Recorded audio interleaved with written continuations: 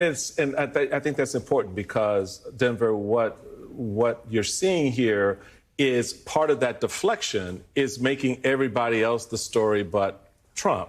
So right now, it's the press, and he doesn't want that story to be focused on his base. But as Brandy pointed out in her piece, which she talks about, I want to know what's in there in the files, but that could be a price, meaning for the press and for a lot of folks out there, but especially for his base. Talk about the potential price his base may have to pay if they get what they want here.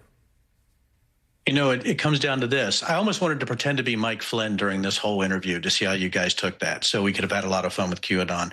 But here's the thing. You know what they say, far-right conspiracy theorists? Nothing to hide, nothing to fear. So right now, my question is, why didn't Congress, just like, Comer did with Hunter Biden, why wouldn't they want to call Maxwell to actually talk about the 50th birthday? Why wouldn't Congress want to have her to come there? I mean, you want the facts out, right, Michael? That's what we want to do, right? The other thing, too, is that, and it's something that's been bothering me for a long time on this.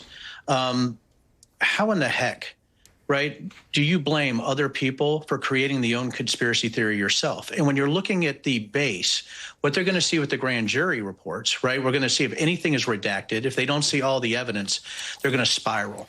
And a lot of people I've seen the far right's trying to message out of this, look, we're Pam Bondi. Look, we're going to get the grand jury records. Pam Bondi, it's the beginning of the end. She's gone soon. She's not going to last much longer in this administration. I think they're going to have a fall woman. I think it's going to be Pam Bondi.